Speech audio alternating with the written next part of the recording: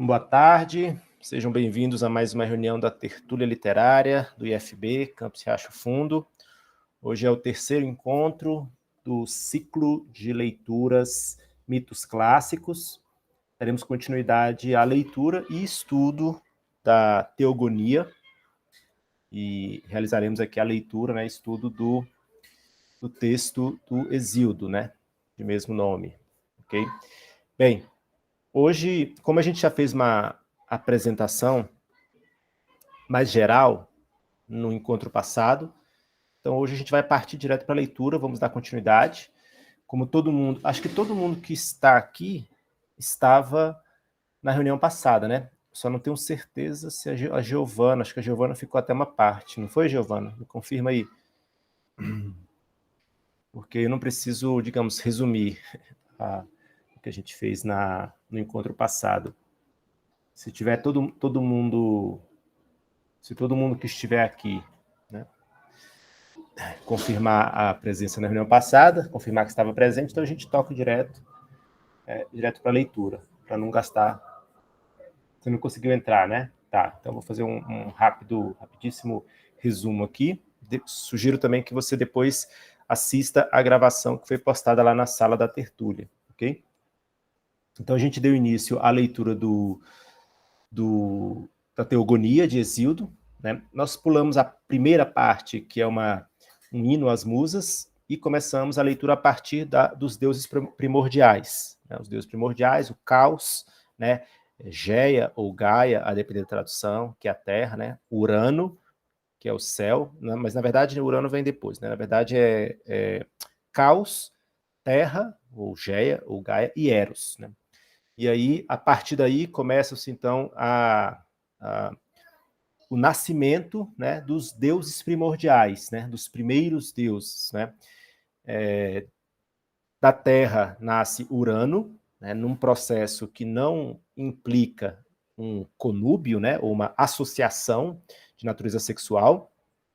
Na verdade, é um processo, uma espécie de partogênese que a Gaia procede, né? Ou seja, partogênese é quando é um termo da biologia, né, que se refere àquele fenômeno no qual o animal fêmea dá origem a um outro ente, né, a sua cria, sem precisar da participação do macho.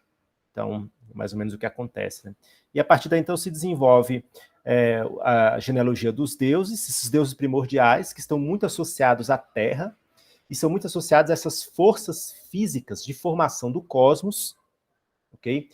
Que são forças violentíssimas, né? Então, por exemplo, nós temos a figura dos titãs, que representam essas forças violentas e, em certo sentido, irracionais.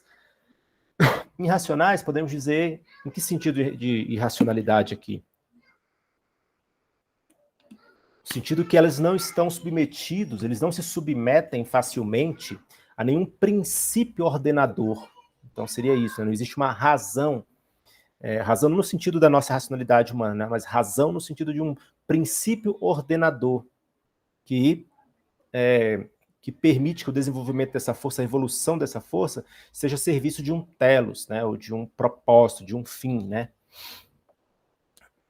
Então, nós nos concentramos na primeira geração dos deuses e agora nós partimos para a segunda geração dos deuses. E leremos a história, então, de Crono e Urano, né? Urano, lembrando, é um dos deuses primordiais também, nasceu de Gaia, e agora ele vai entrar, digamos, no seu primeiro aí, entraremos no primeiro conflito cósmico, ok? Então vamos lá, vou projetar aqui o texto e a gente dá início à leitura. Só um minuto, deixa eu tirar.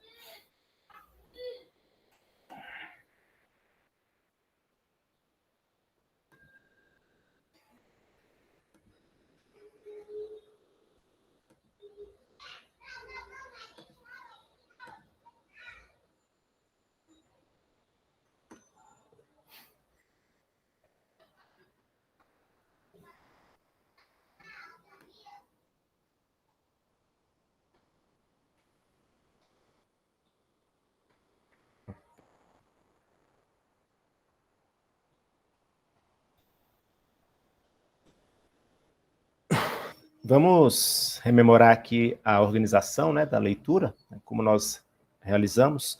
A gente faz a leitura do texto, depois eu abro a sessão de comentários, né, e durante os meus comentários qualquer um pode se manifestar, pode sinalizar com a mãozinha, né, ou pode de repente até, como são poucas pessoas, acho que não há problema você abrir seu microfone, porque em geral isso não, como são poucas pessoas, não chega a virar um tumulto, tá?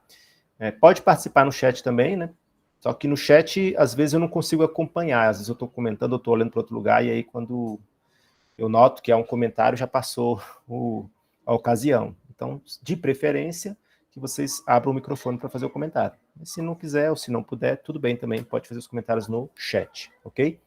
Hoje eu organizei aí a leitura, já está bem organizado assim, as sequências que nós vamos fazer, né? Porque, como a gente viu, esse é um texto que não podemos dizer que se trata de um texto fluente, né? Ele tem algumas dificuldades, inversões sintáticas e coisas do tipo, às vezes palavras que nós não sabemos o sentido e precisamos, né, esclarecer. Então, por conta disso, então, a melhor estratégia é a gente lendo, né, fragmentos do texto, e aí eu vou fazendo esses comentários, e a gente vai avançando pouco a pouco na compreensão do texto.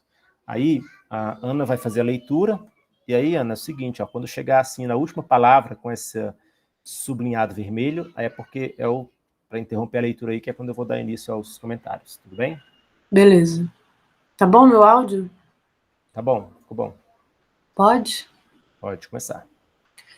História do céu e de Crono. Quantos da terra e do céu nasceram, filhos os mais temíveis, detestava-os o Pai, desde o começo. Tão logo cada um deles nascia, a todos ocultava, a luz não os permitindo, na cova da terra. Alegrava-se na maligna obra o céu. Por dentro, gemia a terra prodigiosa atulhada, e urdia dolosa e maligna arte. Rápida criou o gênero do grisalho aço, forjou grande podão e indicou aos filhos. Disse com ousadia ofendida no coração: Filhos meus, e do pai estólido, se quiserdes ter-me fé, puniremos o maligno ultraje de vosso pai, pois ele tramou antes obras malignas. Assim falou, e a todos reteve o terror.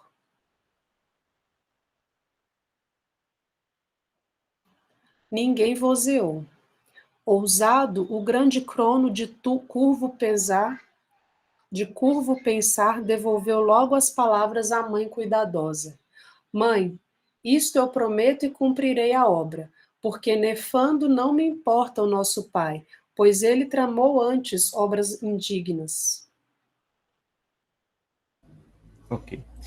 Antes de a gente começar aqui a sessão mesmo de comentários, eu vou fazer aqui alguns rápidos esclarecimentos, porque a gente tem aqui alunos do ensino médio, alunos do ensino superior, né, variado, mas eu quero assegurar que todos compreendam maximamente o texto. Então, eu queria fazer algumas observações de natureza textuais aqui, tá? Só para a gente poder... vou tentar traduzir um pouco aqui para vocês observarem o que está sendo dito no texto, né? Porque, tudo bem, você pode ler agora, não entender muito bem, se eu posso explicar, mas você não associa as duas coisas, né? Ó, então vamos lá. Quantos da terra e do céu nasceram? Né? Acho que até aí tudo bem, né? Então, assim, eu poderia traduzir assim, né? Muitos, esse quantos aí poderia ser traduzido por muitos, né? Muitos da terra e do céu nasceram. Filhos os mais temíveis, né? Ou os mais temíveis filhos. Então, nasceram dela filhos temíveis, né? Detestava-os o pai, desde o começo. Aí aqui, ó, não, na verdade o quanto lá agora que eu entendi melhor. Porque... Todos, né? Todos os filhos detestavam Isso, o pai. exatamente. Perfeito. Todos aqui talvez fosse um sinônimo mais bem apropriado. Então a ideia é o seguinte, ó. Todos que da terra e do céu nasciam, o pai detestava. Ou seja, o pai detestava todos. Poderíamos reordenar sintaticamente, ficaria assim, ó. O pai detestava quantos da terra e do céu nasciam. Entendeu? Então, ou seja, o que ele está comunicando aqui é que o pai, quem é o pai aqui? Veja, o pai é o esposo da Da Terra, que no terra. caso é céu. Nome grego, Urano, ok? Se vocês, de repente, podem encontrar outro texto aí, né? Seria Urano. Então, o que ele está dizendo é o seguinte: os filhos de de Urano e da Terra, quando nasciam, o pai odiava, detestava, né? Desde o começo, né? Tão logo cada um deles nascia, a todos ocultava, a luz não os permitindo. Ou seja, eles nasciam e Cronos os ocultava. Como é que ele fazia isso? Né? Como é que estava esse ocultamento? Ana Maria, tá dando um ecozinho aí. Acho que é bom desligar a tua. Eles ocultava, né? Nós veremos isso. Né? Ele ocultava como que devolvendo-os ao próprio interior da Terra. Né?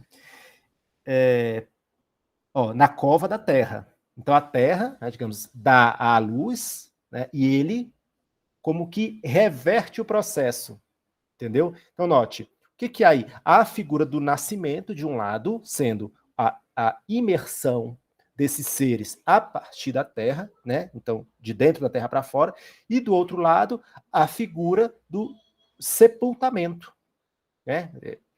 Que é o inverso, né? É quando você volta para o seio da terra, né? Você volta para a cova, né? Nesse caso aí. Alegrava-se na maligna obra, o céu. Ou seja, ele fazia isso e ainda, né? Digamos, colhia alegria desse ato, né? Por dentro, gemia a terra prodigiosa, atulhada, e urdiu dolosa e maligna arte. Então, note, a Terra, então, tem os seus filhos presos dentro de si, não consegue, né, dá-los à luz, né? Então ela fica por dentro, né? Por dentro, ela gemia, aquilo lhe causava dor, sofrimento, né? E ela urdir aí pode ser tramar, né? No sentido de mesmo no sentido têxtil do termo, né? Dolosa e maligna arte. Arte aí a gente poderia assim, um artifício, né? Um plano poderia ser aí. Então ela urdiu um plano, né? Qual é esse plano? Aí ele vai narrar qual foi o plano. Rápida criou o gênero do grisalho aço. Primeira observação aqui, o aço não existia nesse período, né? Então aço aí é uma tradução que eu acho que é imprópria. Na verdade, a palavra grega que aparece aí é adamanto, né? E aí quem é ligado na cultura pop aí já deve fazer imediatamente a associação com os X-Men, né? O Wolverine, ele não sei se lembra, né? Ele recebe assim no corpo dele, né? Um metal que é o adamantium, né? Que o torna indestrutível, né? Só que na verdade assim, a tradução provavelmente mais fiel, né, para adamanto aí, né?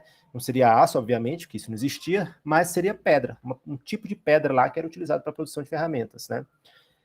Então, assim, ela criou, né? E forjou grande podão. Grande podão. Podão aqui é a foice, tá bom? E indicou aos filhos, mostrou o podão aos filhos, né? Disse com ousadia, ofendida no coração: filhos meus e do pai estólido. Estólido aí a gente poderia ser significar. Deixa eu ver se tem uma tradução aqui, significado aqui. Hediondo, ou nesse caso é nécio, tolo, né? Tolo. Se quiserdes, filhos meus e do pai estólido, se quiserdes ter-me fé, ou seja, se acreditarem em mim, puniremos o maligno ultraje de vosso pai. Qual ultraje? Obviamente o fato de o pai prender os filhos de novo no seio da terra. Pois ele tramou antes obras malignas. Né? Aí note o seguinte, vou deixar destacado esse aqui, ó. Pois ele tramou antes obras malignas, que eu quero mostrar para vocês uma coisa. Obras indignas. Desculpa, é verdade, indignas, obras indignas. Assim falou, e a todos reteve o terror. Ou seja, ela falou isso, só que todos, né, o terror reteu a todos. Significa dizer, ninguém teve coragem de dar resposta a ela. Todos ficaram aterrorizados, né? Então o terror os reteve. Ou seja, não impediu de responder à mãe. Ninguém vozeou, ou seja, ninguém respondeu, né? Ousado, o grande crono de curvo pensar, lembrando que o curvo pensar é epíteto que associa crono a uma certa malícia, devolveu logo as palavras à mãe cuidadosa. Mãe, isto eu prometo e cumprirei. desculpa, isto eu prometo e cumprirei a obra, porque nefando não me importa o nosso Pai, pois ele tramou antes obras indignas. Então você vê aqui a repetição, né? Vou começar então por essa repetição aqui. Essa repetição, ela é uma memória da, digamos assim, da poesia oral. A poesia antes da grafia, né, ela circulava de forma oral. E imagine, né, os poemas, então, eles eram memorizados, e aí o Aedo depois cantava esses poemas. É muito provável que ele nunca cantava exatamente o mesmo poema, né? Provavelmente ele fazia algum tipo de, às vezes, adaptação, às vezes mudava um verso, outra coisa, mas uma das estratégias de memorização desses poemas passava pelas, o que a gente chama de fórmulas. Então, são certas fragmentos textuais que se repetem no texto. Então, por exemplo, aqui, ó, pois ele tramou antes obras indignas, né, é o mesmo verso aqui que encerra a fala da mãe. Pois ele tramou antes obras indignas. Outra coisa também, que é uma outra fórmula, são os epítetos, né? Essas expressões que são associadas aos deuses. Então, por exemplo, crono de curvo pensar. Então, você vê que isso se repete muitas e muitas vezes no texto. Só um minutinho.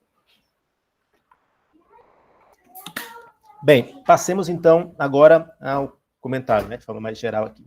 Primeira coisa a se notar é que a teogonia, ela vai desenvolvendo, né, a sua cosmogonia, né, a criação do mundo, né, por meio do que se chama de hierogamia, né, ou hierogamia hiero, vem de sagrado, né, e gamia, no caso aí, seria, né, o casamento, a associação. Então, são os casamentos sagrados, né, no caso, os casamentos aí dos deuses, né.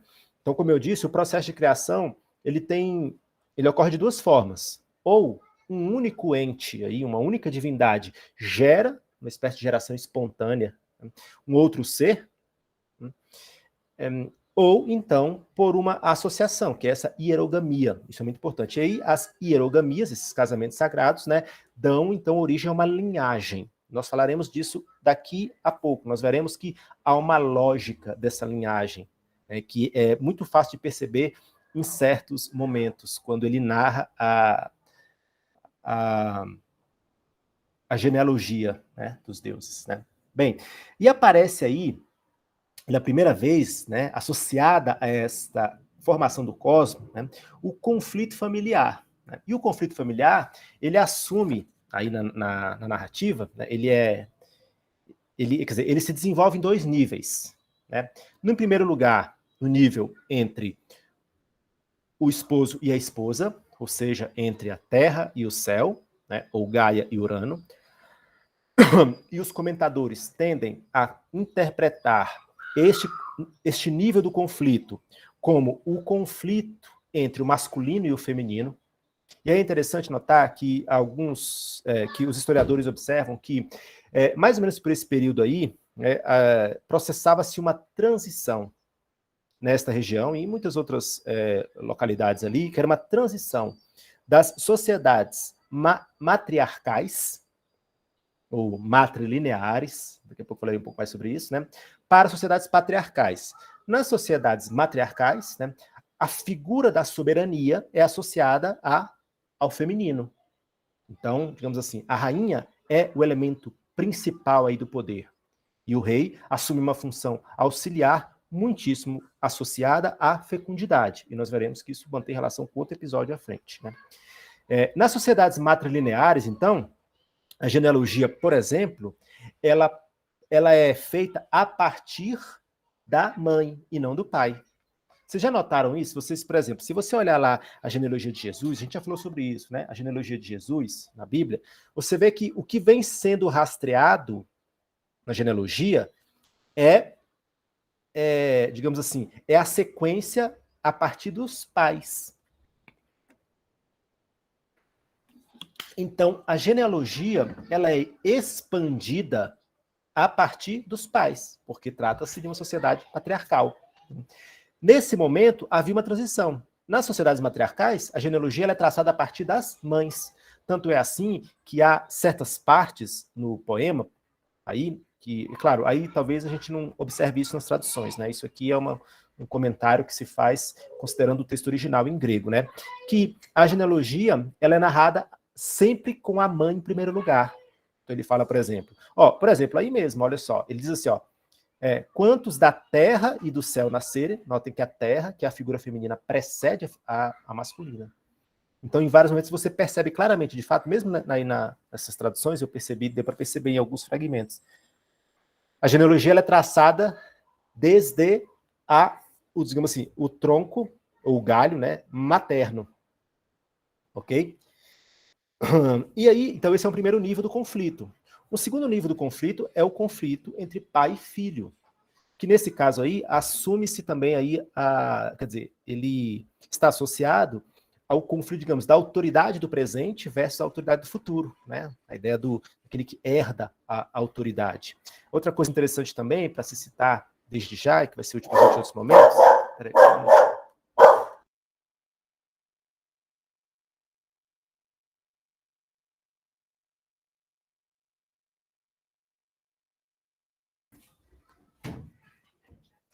voltando aqui, o cachorro ficou doido ali. Estava falando das... sim, tá. Então, esse conflito nesse nível, né, pai e filho, né, é o conflito entre a autoridade presente e a autoridade futura, né?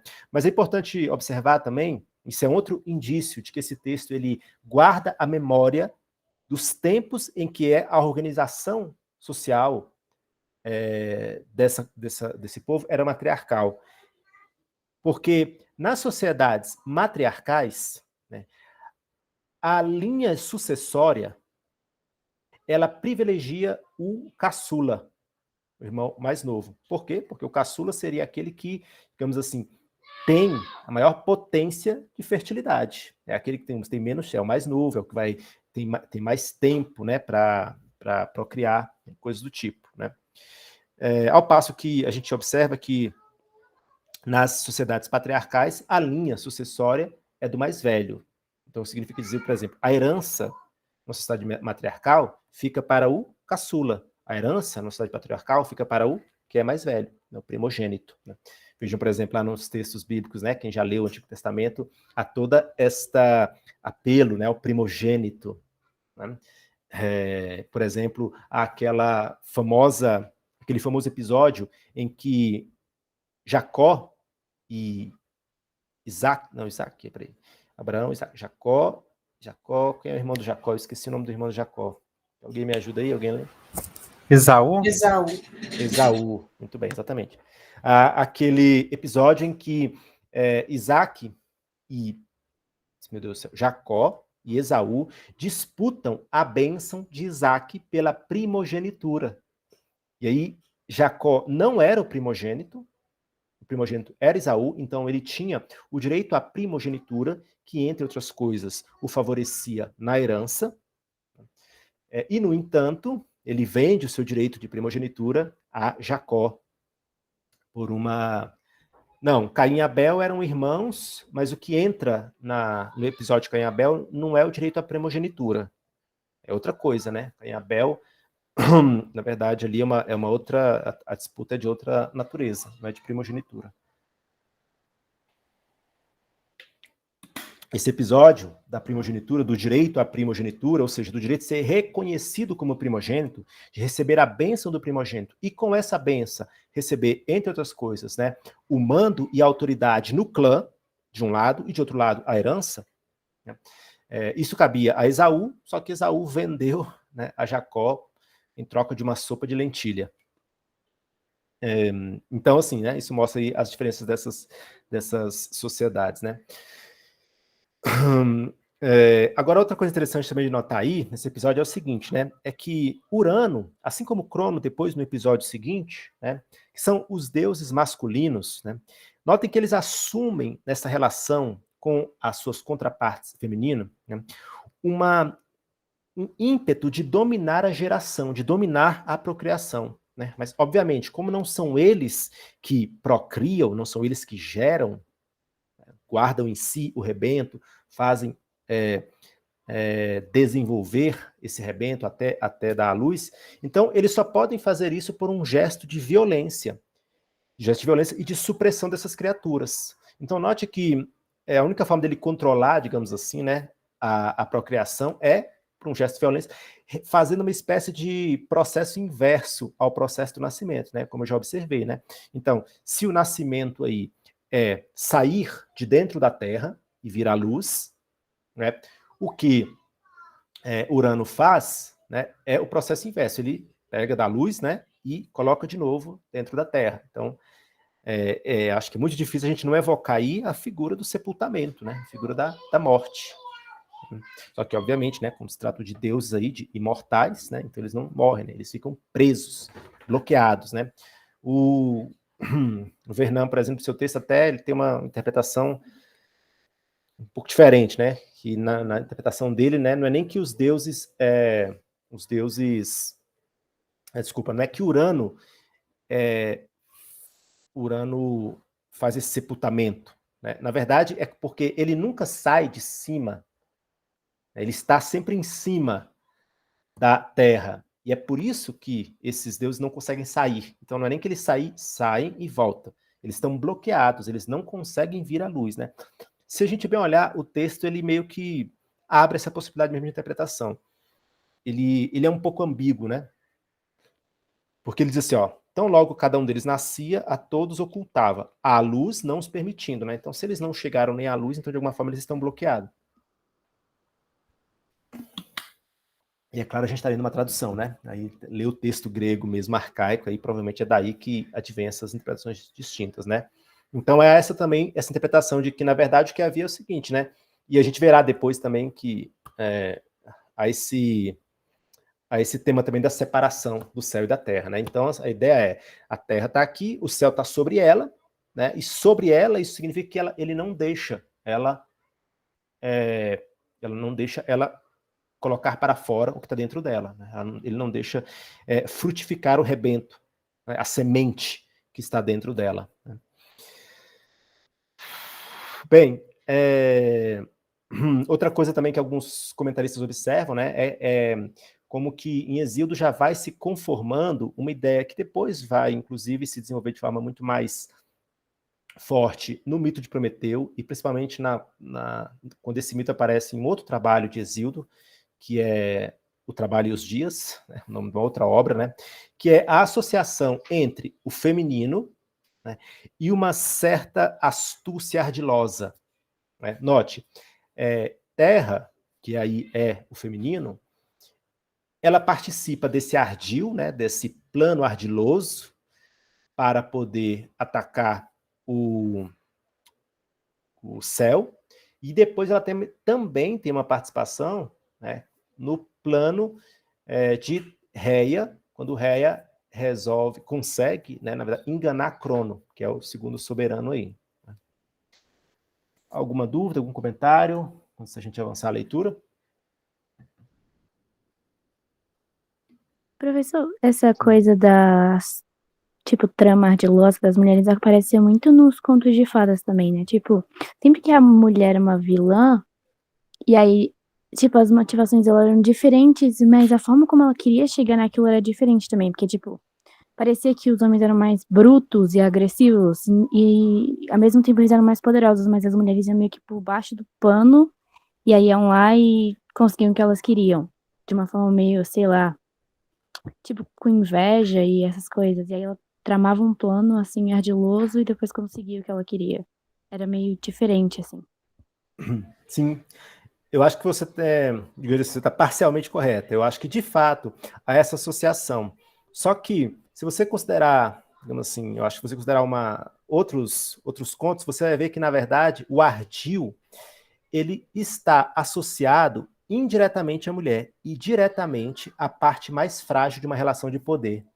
Por exemplo, não só mulheres, mas há também personagens masculinos que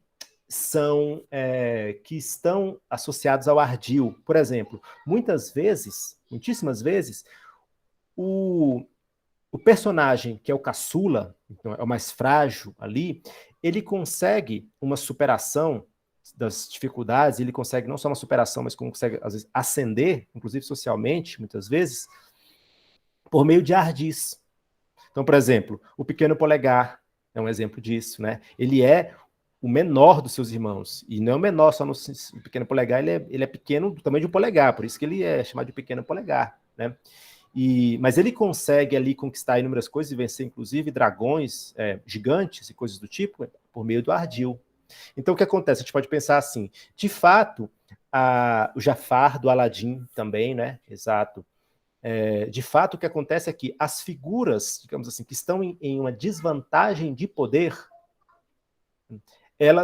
poder de força, vamos pensar assim, a força no sentido mais bruto, né?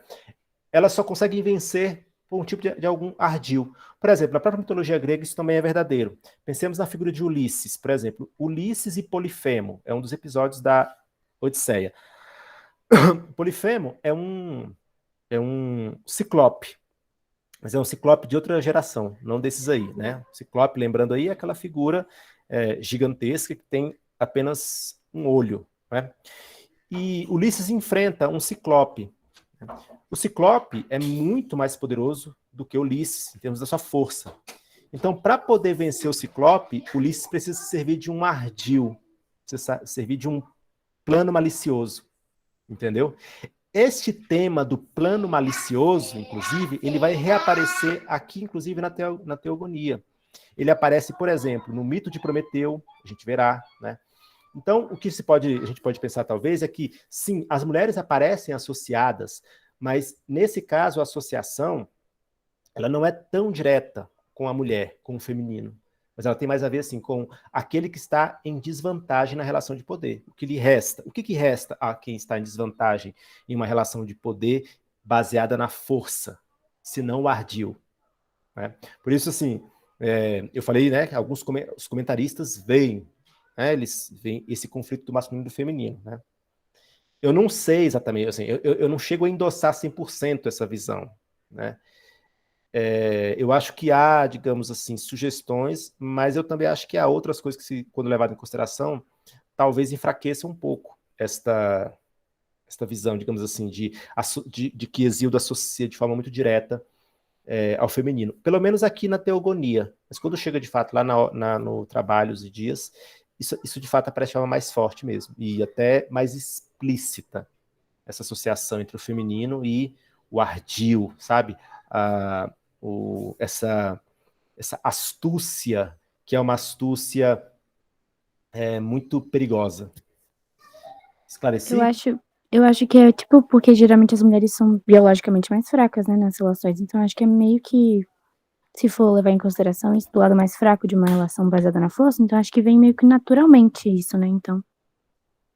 Uhum, sim. Acho que sim. Bem, passemos agora, então. Alguém mais quer fazer um comentário? Se não, então, passemos agora a um dos episódios mais interessantes da teogonia e provavelmente da mitologia grega. Inclusive, é um episódio que estava representado na divulgação que eu fiz na semana passada, né? Que é a castração de Urano. Vamos lá.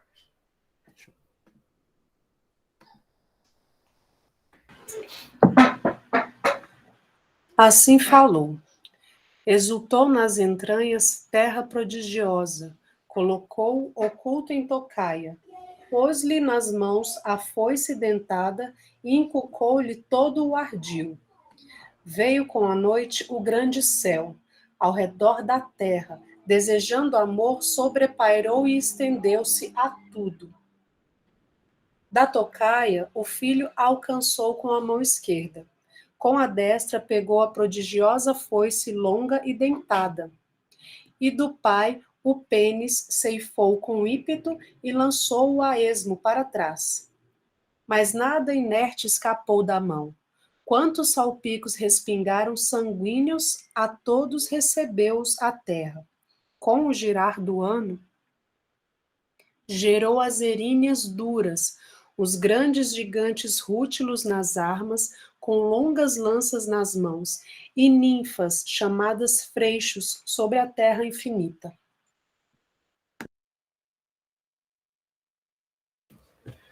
Bem, então vamos lá, para a gente entender aqui o episódio, né? Rapidinho aqui, deixa eu... Então, né, assim falou, né, então, quem falou aqui no caso foi Crono, né, quando respondeu a mãe, né, e exultou nas entranhas terra prodigiosa, ou seja, ficou feliz que alguém assumiu a tarefa, né, de realizar o plano que ela havia maquinado. Aí colocou oculto em tocaia, né, pôs-lhe nas mãos a foice dentada, que ela havia feito, né, do adamanto, né, daquela pedra, e inculcou-lhe todo o ardil, ou seja, lhe disse como é que era o plano. Ó, o que você vai fazer? Vai fazer isso, isso, isso. Veio com a noite o grande céu. Aí começam as imagens, né? Como a gente já conversou na aula passada, né? Note que nesse primeiro estágio de criação da Terra, note que os deuses, eles são personificações, ali aparecem personificações, mas o que não há muito aí é o que a gente chama de antropomorfização. Então, vamos tentar esclarecer aqui para a coisa ficar clara, porque eu sei que isso é um pouco difícil. Veja, o que é um deus, né? Ou seja, não seja um deus, um ente, né? Antropomorfizado. Você pega qualquer coisa aí, né? Seja uma divindade, seja um rio, etc. E você personifica e projeta sobre essa personificação as qualidades humanas. Quando você lê a Ilíada, por exemplo, não há nenhuma sombra de dúvida de que os deuses ali são deuses antropomórficos. Por quê? Veja, os deuses aparecem conversando, os deuses aparecem comendo, inclusive, se reunindo, né? Então você nota, eles são personificados, na verdade eles são muito menos personificações ali, mais deuses antropomórficos, ou seja, figuras que assumem ou sobre a qual se projetam as propriedades humanas. Note que esses deuses aqui primordiais, eles não são exatamente isso. Os deuses não aparecem em reuniões, não aparecem comendo, não aparecem fazendo as coisas que nós humanos fazemos. Eles são personificações. E aí, para mostrar o tipo de, digamos assim, de processo, né, para simbolizar, ou nesse caso, talvez não seja exatamente isso, mas expressar, né, processos físicos que os gregos imaginaram que estavam na origem do mundo, né, como esse, por exemplo, do qual nós falaremos, ele se serve de uma imagem em que ele personifica os entes. Então, note, o que está aí, o que aparece neste episódio da castração de Urano, é a separação do céu e da terra, da qual falaremos daqui a pouco, tá? Veja, como é que você pode, digamos, falar isso em uma linguagem imagética, lembrando, né, o mito está no domínio da imagem, em que você tem as personificações. Ora, né, uma separação que se dá por meio de uma castração. Daqui a pouco a gente vai entender melhor isso, né? Então, assim, essa imagem, né? Então, olha a imagem, né? Que eu acho uma belíssima imagem. Olha esse trecho aqui, eu acho muito bonito, ó. Veio com a noite o grande céu, né? Ao redor da terra, desejando amor, sobrepairou e estendeu-se a tudo, né? Porque, como a gente viu já no conto passado, né? O céu e a terra, eles possuem uma simetria, né? Não há nenhum lugar na terra onde não exista um ponto simétrico que dê no céu. E vice-versa, não há nenhum lugar no céu da onde não se parta um ponto que você encontra um ponto simétrico na terra. Então, assim, ele cobre tudo. Essa é a concepção que nós temos, né? Sobrepairou, palavra bonita, inclusive, né? Aí aqui, ó, de tocaia, o filho alcançou, com a mão esquerda, alcançou o quê? Alcançou as genitálias do pai, né? Com a destra, pegou a prodigiosa foice, longa e dentada, e do pai o pênis ceifou, com ímpeto, e lançou a esmo para trás. É interessante, ó, isso aqui. Ele corta, então, o membro do pai e lança para trás. O que acontece quando ele lança para trás? Ó, mas nada inerte escapou da mãe. Né? Ou seja, nada daquilo que foi ceifado escapou da mãe, que é a mãe quem? Terra. Ou seja, por quê? Ele jogou para trás e isso caiu onde? Caiu na própria mãe, na terra. Né? Quantos salpicos respingaram sanguíneos, ou seja, quantas gotas de sangue respingaram, a todos recebeu a terra.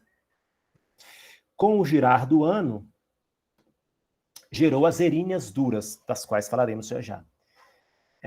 Os grandes gigantes rútilos nas armas, né, com longas lanças, e as ninfas chamadas freixos, sobre a terra infinita.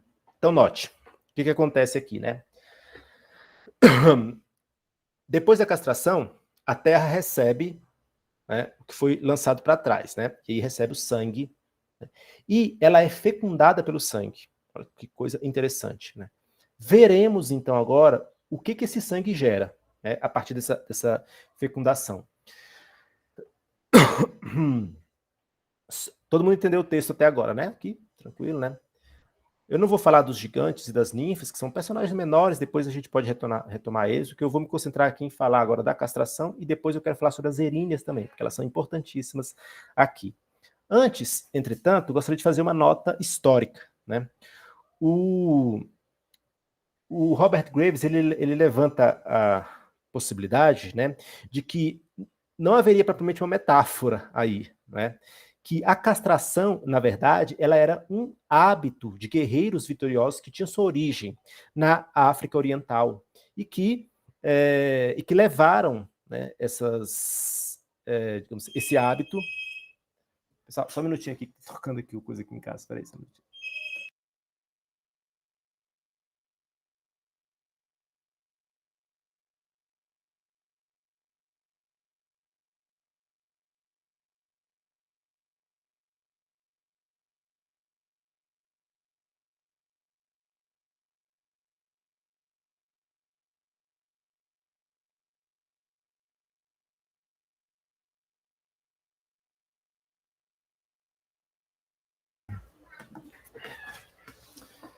Ok, voltando aqui. Então, eu vou ler aqui um fragmento aqui, então, do texto do Graves para a gente encerrar essa parte aqui, não. Então, ó, a castração de Urano não é necessariamente metafórica, caso alguns dos guerreiros vitoriosos tenham tido sua origem na África Oriental. Ah, tudo bem, Giovana. Vai ficar gravado, depois você pode ver, tá? Na África Oriental, onde, até hoje, isso era mais ou menos na metade do século XX, né? Não sei se ainda hoje isso se conserva. Guerreiros galas levam nas batalhas uma miniatura de foice para castrar seus inimigos. Há estreitas afinidades entre os ritos religiosos da África Oriental e os da Grécia primitiva. Interessante. Então, inclusive o Robert Graves ele faz bastante isso, né? É um método, digamos, interessante, em alguns momentos questionável, mas qual não é, né? Que é tentar associar esses motivos que aparecem nos mitos com certas práticas e ritos que existiam entre os povos, né? Então, por exemplo, a castração aí seria, na verdade, uma espécie de projeção mítica de um hábito de guerra, né, de uma tradição, né, de guerra, em que o vencedor castrava o vencido. Ok? Bem, agora vamos tentar, então, fazer a nossa, assim, uma leitura aqui, né, do que está em jogo nessa castração, né? Veja que, no início aqui da teogonia, né, certos entes, né, ou certas divindades têm um poder de geração espontânea a partir de si mesmo. Ou seja, eles são capazes de produzir outros entes, outras divindades a partir de si mesmo. É o caso, por exemplo, da Terra, né? E é claro que isso, num certo sentido, é um grande poder, porque você tem um poder de reprodução e um poder de expansão, digamos, da vida, né, de forma autônoma, sem precisar, né, de um próximo. No entanto, a gente também observa que esse poder ele fica limitado aos deuses primordiais. E não só limitado aos deuses primordiais, mas limitado também aos tempos primordiais. Depois de um tempo, isso vai acabar, não haverá mais divindade que produzirá por si só. Tanto é que depois, aí, a partir de um certo momento na teogonia, as genealogias elas sempre têm, né, as duas contrapartes, a masculina e a feminina, né? Bem, então isso coloca, obviamente, um problema, né? Que na medida em que Urano se nega a dar futuro, né, fazer prosperar a sua prole, de alguma forma ele está como que contendo o poder criativo da natureza. E é claro que isso pode ter alguma consequência, né? Então talvez seja por isso que é necessário essa castração. Essa é uma das possibilidades, né, que a gente pode levantar, né? Então, né, a castração assim interrompe um ciclo de criação infrutífera, né, porque Urano procriava, mas não deixava seus rebentos prosperarem. A castração deixa florescer aquilo que Urano havia semeado, né? Aí notem as relações que existem, que a gente pode fazer metafóricas, que é o seguinte, né? O que Urano fazia, né? Note, Urano é como se ele fosse uma espécie de agricultor que colocava sua semente no interior da Terra. mas ele também impedia que essa semente prosperasse, brotasse, florescesse, né? Então ele precisava de alguma forma ser separado da terra, né? Outra coisa interessante de a gente observar é que a foice, né, como eu disse, de adamanto, né, que seria uma pedra e não um aço, como diz a tradução, ela é um instrumento de trabalho associado à terra, associado, né, à semeadura, daquilo que foi plantado na terra, né? Só que ela também há testemunhos de que ela era um instrumento sagrado. Então, assim, mais uma vez aqui citando Graves, ó, as foices neolíticas de osso, denteadas com pederneiras ou obsidiana, parecem ter continuado em uso ritual por muito tempo, após haverem sido suplantadas como instrumento agrícolas por foices de bronze e de ferro, né? Então, o instrumento que é utilizado aí para fazer a castração é um instrumento também sagrado, né? Um instrumento que tem um significado, assim, um significado sagrado e, obviamente, associado à terra, né? E aí, o que a castração produz? A castração produz uma separação da terra e do céu. Uma separação que se dá porque o rei aí, no caso, né, o soberano, né, ou cosmocrata, como nós veremos, né, ele se torna impotente. E se ele se torna impotente, ou seja, incapaz de de dar reprodução, né, à espécie, incapaz de procriar, ele se torna inútil em uma sociedade de corte matriarcal. Porque, como nós vimos, né, na sociedade de corte matriarcal, a função do rei é a fecundidade, quer dizer, a função dele é fecundar. E aí é interessante que seja o caçula que faz essa emasculação. Por que é interessante ser o caçula? Porque, como nós vimos nas sociedades matriarcais também, a linha sucessória privilegia o caçula.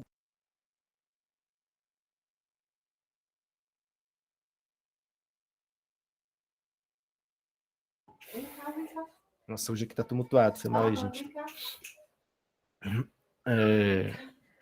Então, assim, né, digamos, é interessante isso daí porque, de algum modo, reforça a hipótese levantada por alguns de que este texto guarda a memória dos tempos de uma sociedade matriarcal. A gente consegue observar essas coisas, né?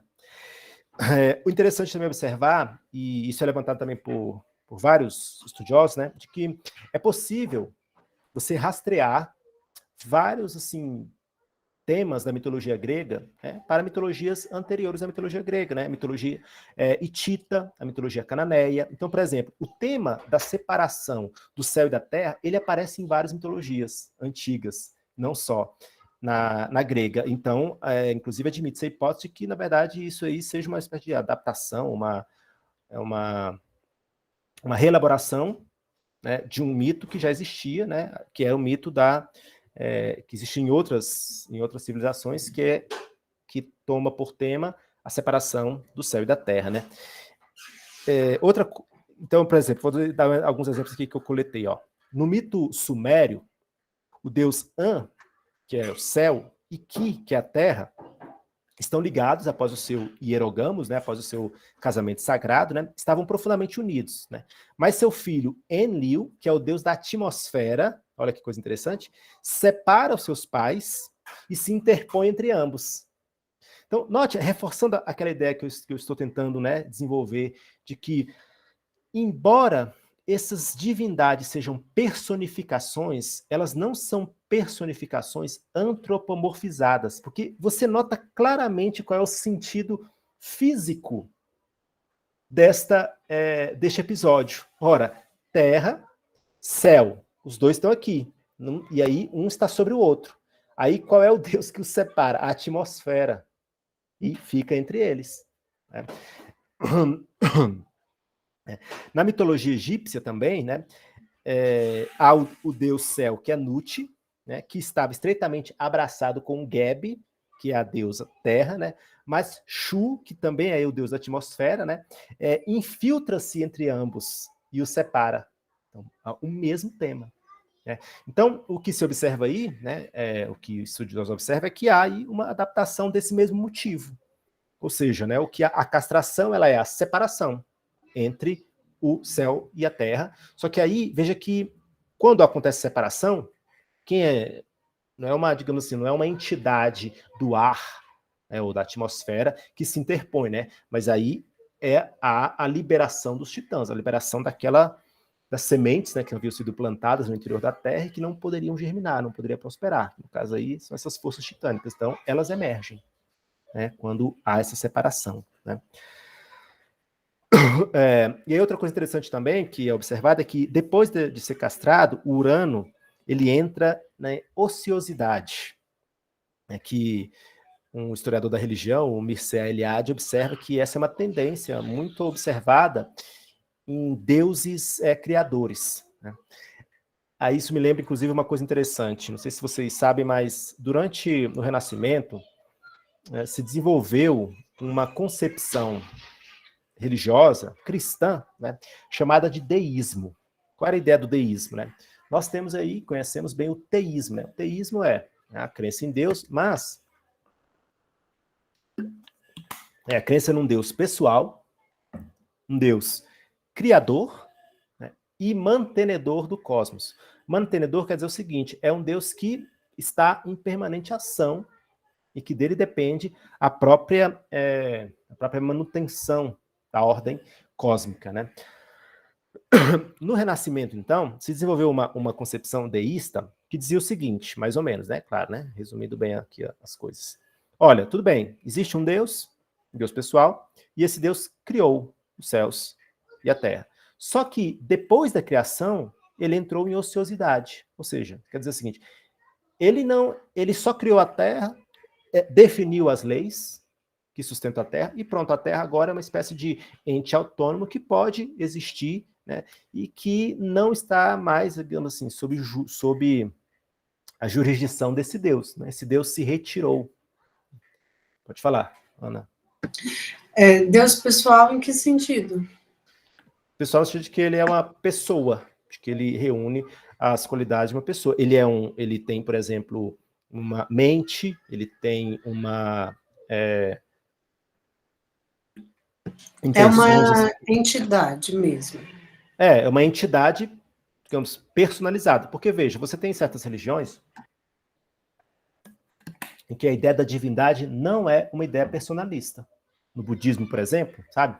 Essa ideia do panteísmo também, ou seja, de que a ideia de que Deus é uma energia, é uma força, não é uma pessoa, entendeu? Então, há essas religiões panteístas, né, que não concebem Deus como uma pessoa, e as religiões, né, teístas que concebem Deus como uma personalidade, uma pessoa, né? Que, inclusive, poderíamos dizer até tem uma personalidade. Deu para entender? Deu.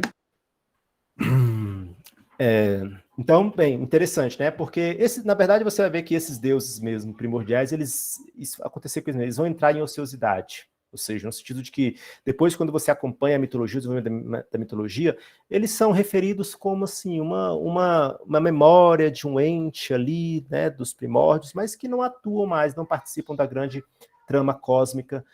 Vejam, por exemplo, que na Ilíada, né, os deuses que são nomeados e que aparecem agindo são os deuses olímpicos, à exceção de Tétis, que é uma titã, né? Você tem alguns titãs que depois são personalizados, mas Terra, Urano, né, o Caos, né, eles são aposentados, digamos assim, né? Fizeram o seu trabalho e agora estão aposentados.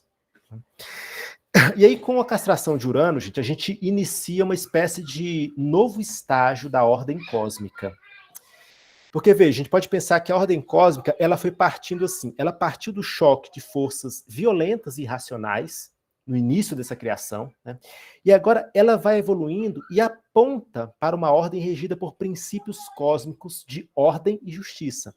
Ou seja, a gente começa a ver que há algum tipo agora de certas forças que não são mais assim cegas e irracionais e que vão produzindo ali, digamos, os seus resultados de modo desordenado e caótico, né? Mas que agora começa-se uma ordem mais fundada, assim, começa-se a evolução passa para uma ordem, né, que observa certos princípios, né? Isso vai ficar mais claro agora com o nascimento das Eríneas, né, das quais eu falarei aqui, né? As eríneas são, assim, umas entidades mitológicas interessantíssimas e que foram evoluindo no curso aí da mitologia, ganhando vários significados, né? Porque são, assim, de fato, são aquelas entidades que você pode concebê-las desde diversas perspectivas, associá-las a diversas coisas.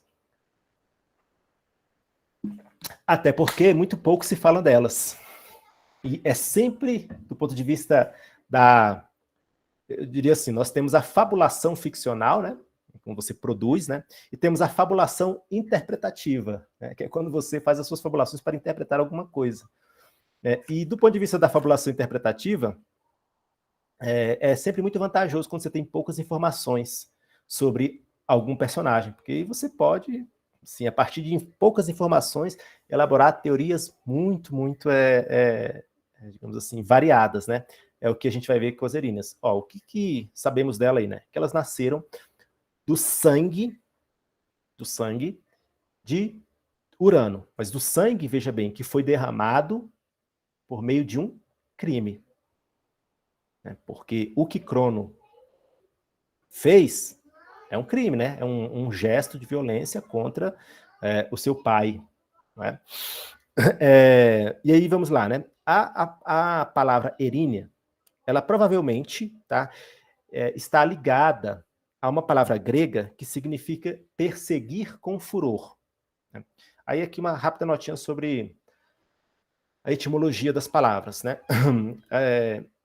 É muito interessante assim você recuperar a etimologia dos nomes dos personagens, né, dos deuses, muitas vezes dos heróis também. Aliás, uma notinha, uma subnota na minha nota aqui, né?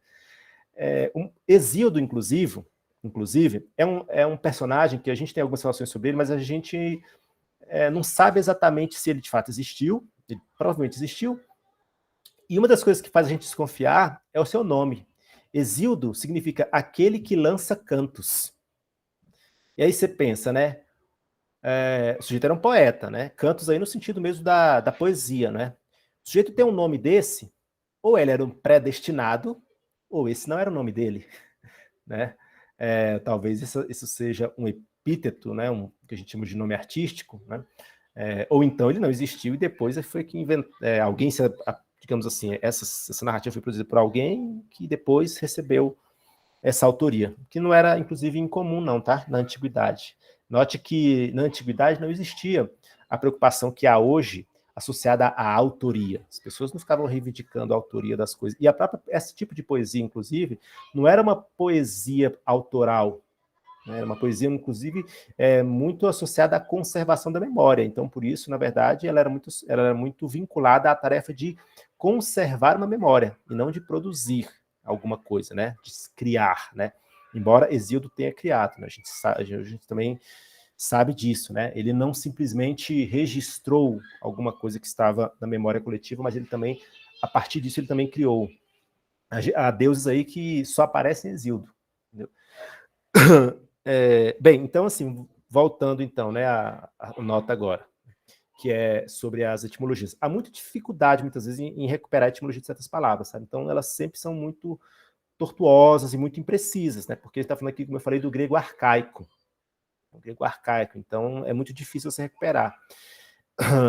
Mas aí os estudiosos fazem o esforço e chegam a algumas, né? Então, por exemplo, erine, então, provavelmente vem de um verbo orinem, que queria dizer, então, perseguir com furor, né? São divindades violentas que, durante muito tempo, eram divindades, assim, meio abstratas e que não existia uma quantidade de eríneas, né? Mas aí, Hesíodo, digamos, dá aí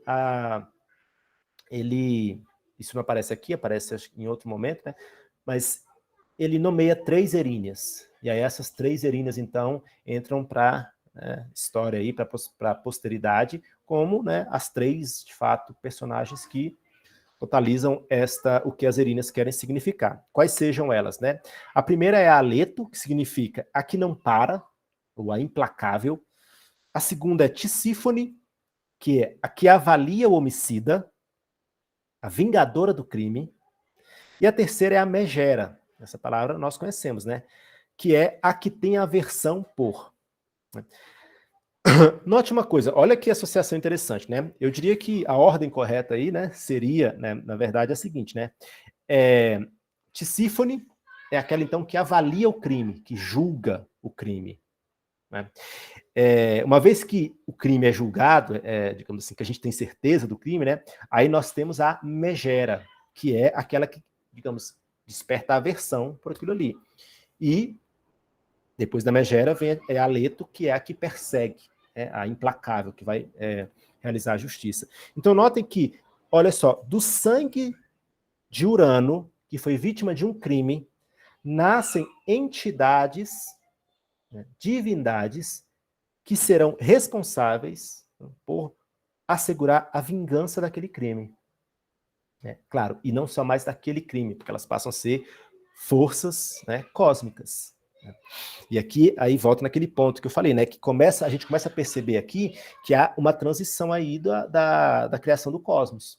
Daquela etapa mais primal, mais primordial, em que forças violentas e racionais estão em entrechoque, nós passamos agora para uma ordem que, a partir de um crime, interessante isso, né, começa a, vamos assim, instituir certos princípios organizadores, né, do cosmos, princípios que têm um conteúdo moral.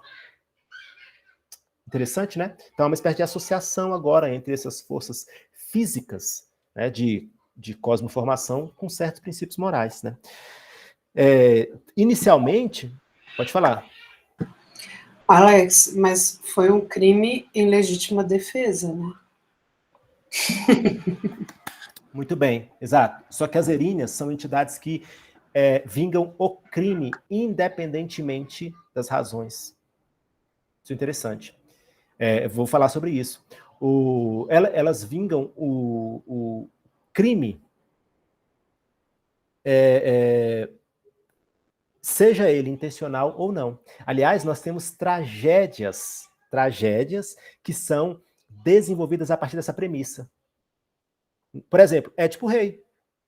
Édipo Rei, ele precisa pagar pelo parricídio que ele realizou sem saber que realizava. Ana Clara, me lembrou um pouco os 3 poderes. Como assim, Ana Clara? Poderia esclarecer pra gente? Tipo poder judiciário, executivo, tipo isso. Entendi. É verdade, num certo sentido. As eríneas? As eríneas, né? A gente poderia dizer que talvez a leto fosse o poder executivo. Mas aqui, assim, executivo, com cuidado, só no sentido da justiça, né? Quer dizer, é o que executa a justiça, né? A Tisífone é a que julga, né? E a Megera é a que tem a versão, e talvez seria, né, o poder que cria, né, as leis. Acho que dá para fazer uma associação leve entre essas coisas. Bem, inicialmente, então, as eríneas, elas eram divindades associadas às leis naturais da ordem cósmica, ou seja, sem ainda o conteúdo moral. Aí só posteriormente é que essas divindades foram associadas, né, aos entes que punem aqueles que cometiam crime, né? Ou, como diz aqui, né, o Brandão, ó, todos os que ultrapassavam seus direitos em prejuízo dos outros, tanto entre os deuses quanto entre os homens. Então começa a aparecer aqui já muito belamente, né? Então essa ideia de que, olha, é necessária uma ordem, essa ordem, ela implica em algum tipo de restrição, né, do nosso campo de atuação, né? E aí elas foram associadas depois de forma muito forte aos crimes associados ao sangue parental, ou seja, de parentes, né? E nesse sentido são as protetoras da ordem social. Aí aqui, Ana Maria, ó, que punem todos os crimes suscetíveis de perturbá-las, sejam crimes intencionais, sejam crimes não intencionais, sejam voluntários, sejam não voluntários, né? Vou ler aqui, por exemplo, uma citação do Ésquilo, tá? Do sua peça chamada Coéforas. Coéforas, ó. É uma lei que as gotas de sangue derramado na terra, que as gotas de sangue derramado na terra exigem outro sangue, pois assassínio clama pela erínia, para que, em nome das primeiras vítimas, ela traga nova vingança sobre a vingança. Elas eram também associadas a... Pode falar. Mas então tá falando que elas vão, não tem como, né? Se vingarem do céu? Isso, exato. Exatamente. Elas nascem ali para vingar o crime que Crono cometeu contra o céu. Mas e o crime que Céu cometeu contra os filhos? Ué, já foi pago, né? Acabou de ser pago? Ele não foi castrado? Concorda? Não, mas então vai ficar empatado, uai. Ele foi castrado, só que os filhos serão punidos de novo, então não valeu. O Céu tá na Não, vantagem ainda. sim, mas veja, é porque a racionalidade aqui, você está projetando a nossa racionalidade de justiça. Lembra que eu falei na aula passada que a gente tem que tomar cuidado para não projetar as nossas concepções? E isso vai ficar claro agora com essa parte que eu vou esclarecer aqui. Acho que vão ficar claras para você, tá bom? Deixa eu falar essa parte aqui e depois você vê se você entendeu, né? O que também os estudiosos observam é que, muito provavelmente, as eríneas, essas figuras, né, elas evocam a memória de uma tradição em torno da amartia. O que é amartia? Amartia é uma falta ou um erro, um crime. Inclusive, é um conceito que aparece na poética de Aristóteles, né? O herói trágico é aquele que comete uma amartia, ou seja, uma falta, um erro. E aí, a partir daí, você tem a peripécia, você tem o desenvolvimento da trama, né? Para a gente entender o que é essas tradições em torno da amartia, precisamos primeiro entender uma coisa. A estrutura social das comunidades gregas, especialmente nessa época, que depois você tem o desenvolvimento das grandes polis, né? Mas ainda nessa época aí, ela tinha como célula fundamental o genos, ou a gente poderia dizer assim, o clã ou a família. Tá? Eu vou ler aqui um trecho que eu tirei do Brandão, porque eu acho que ele é muito elucidativo e acho que acelera aqui um pouco o processo. Ó, cada genus, ou seja, cada família, era um pequeno mundo com sua religião, seu patrimônio, seu chefe e, mais ainda, com sua árvore genealógica, pois que o genus remontava, em última análise, a um herói ou a um deus. Os membros do genus eram os genós, uma coisa um pouco diferente aqui, não dá nem para... Né? Que pode ser definido em termos de religião e de direito grego, lembrando associando essas duas coisas, são muito associadas, como uma pessoa ligadas por laços de sangue. Assim, qualquer crime ou qualquer amartia cometidos por um genós contra outro tem que ser religiosa e obrigatoriamente vingados. Note, tem que ser. Tem que ser. É uma obrigação. É um dever. Se a falta é dentro do próprio genós, né, o parente mais próximo está igualmente obrigado a vingar o seu sangue comum. Né? Afinal, no sangue derramado está uma parcela do sangue e, por conseguinte, da alma do genós inteiro. Então, note. Entenderam aqui a ideia, né? Veja, você tinha os seus parentes chamados em sagrado e seus parentes chamados em profano. Os parentes em sagrado seria a família nuclear, mais ou menos a família nuclear que nós temos hoje, né?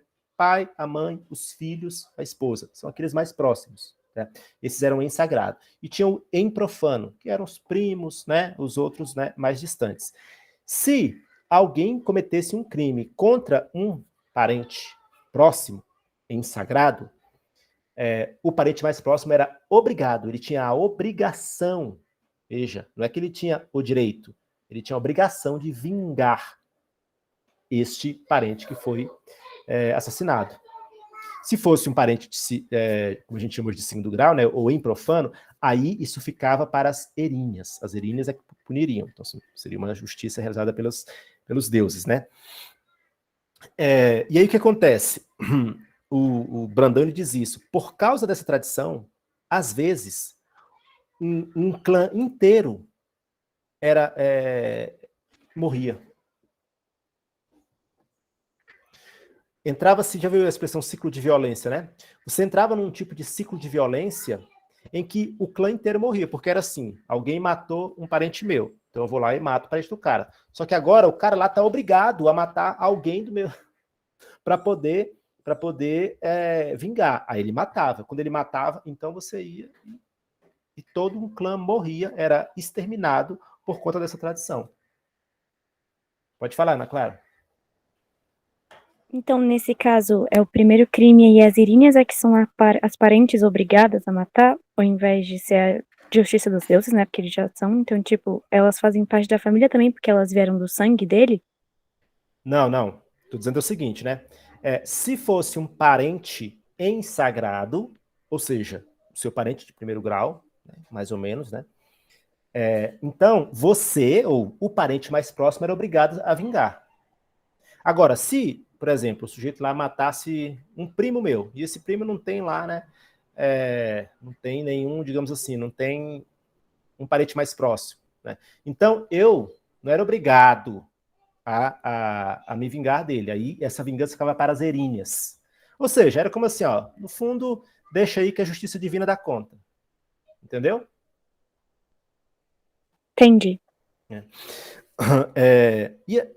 E aí, Ana Maria, deu para entender então o que eu estava dizendo sobre a projeção própria? Né? Deu. É claro que hoje a gente pode olhar isso e falar, meu Deus, mas que coisa absurda, que coisa mais sem lógica, etc e tal. Bem, mas é isso, a gente precisa também, é o que eu falei, né, evitar as projeções e lembrar que a mentalidade, a Terra não é culpada pelas Eríneas. Culpada por quê, Ana? Pelo crime contra o céu, né? Porque as Iríneas vão vingar o Crono, né? Mas então a Terra não vai ser culpada também? Ah, muito interessante. A Terra, veja, não foi a Terra quem praticou o ato. Aliás, eu acho que esse é um tema urgente, inclusive, que a gente precisaria discutir na atual conjuntura, né? Nota aqui, então, política aqui, né? Eu acho que nós estamos caminhando para um tipo de sociedade que está apagando de forma muito esquisita, estranha, e eu acho imprópria, a distinção entre falar e fazer. Então, veja, a Terra planejou, tal, falou, mas quem cometeu o ato foi Crono. Então as Eríneas, elas vão atrás de quem cometeu o ato. Porque, veja, eu posso fazer um plano maligno aqui em casa para, por exemplo, matar o professor Rafael. Mas se eu só faço o plano e não realizo, como é que fica? Isso é um crime? Planejar a morte de alguém é um crime? Se você não comete? Bem, aí, claro, a gente não quer entrar em discussões legais aqui, tá? Não é isso, né? Mas temos que pensar assim, para a mentalidade, então, da época, parece dizer o seguinte, não, bem, a Terra não é culpada, quem é culpado é quem praticou o ato, que foi Crono. Entendeu? Bem, então vamos avançar. Pode falar, pode Concordo falar. mais ou menos, porque, tipo, ela deu a arma, planejou o plano e, tipo, mandou ele e ficou lá esperando o céu, e aí o Crono ficou escondido, esperando o céu aparecer e foi lá. Então, tipo, é tipo quando a mente por trás do crime, que faz parte de uma gangue, vai lá e planeja, tipo numa Casa de Papel, aquele professor lá que planeja, também seria culpado, né? Sim. Sim, para nossa mentalidade hoje, sem sombra de dúvida. Não é? Para nossa mentalidade, né? Agora, eu só queria, assim, eu acho que não é uma coisa fácil também, né? Porque, vamos lá, né? Então, assim, você tem lá quem planejou e mandou. Por exemplo, quem planejou assegurou os recursos e mandou que o crime fosse executado. Tá, e o crime foi executado. Isso eu estou pensando na nossa mentalidade hoje, né? Tá? Isso é uma coisa.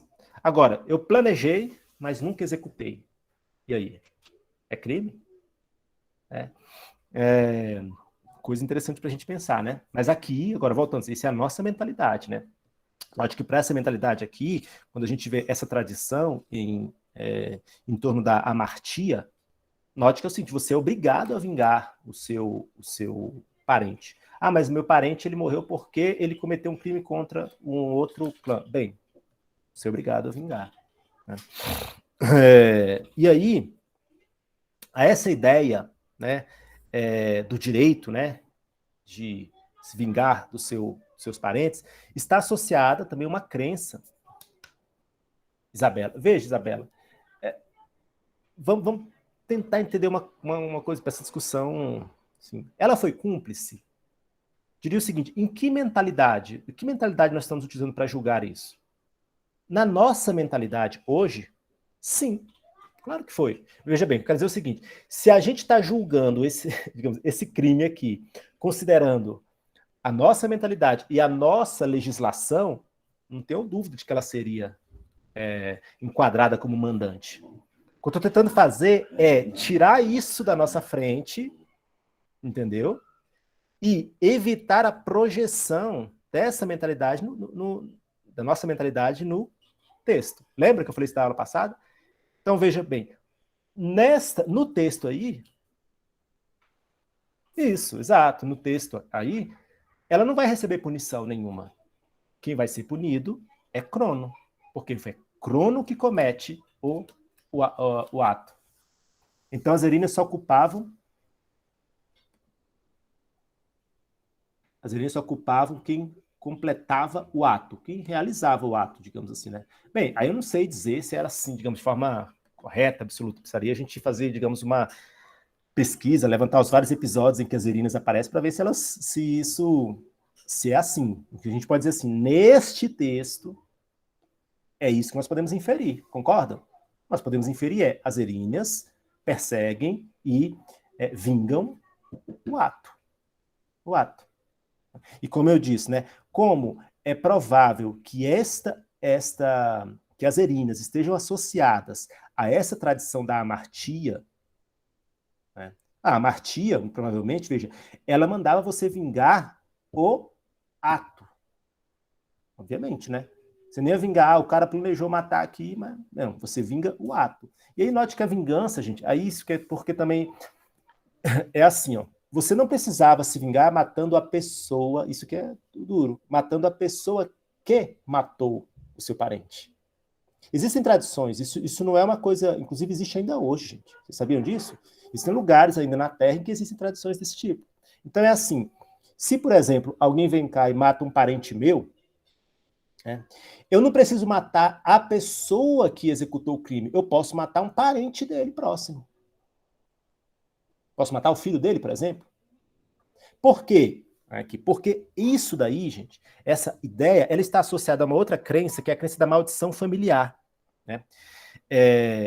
Que é aqui, ó. Qualquer amartia cometida por um membro do Genós recaía sobre o Genós inteiro, isto é, sobre todos os parentes e seus descendentes, em sagrado ou em profano. Né? Vou citar, então veja, isso é uma coisa, gente, que não é só nos gregos, né? Código de Hammurabi dos babilônios. Eu não saberia. Eu acho que também lá. Kalanas tem razão, mas eu não saberia.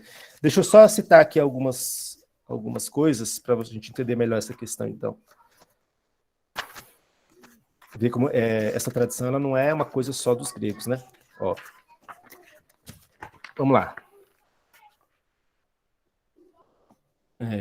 A mesma ideia, ou seja, né, a da maldição familiar, que é se alguém comete um crime, se um pai comete um crime, esse crime pode ser pago pelo filho, porque de alguma forma o filho é copartícipe desse crime. Ó, a mesma ideia era plenamente aceita pelos judeus, como demonstram várias passagens do Antigo Testamento.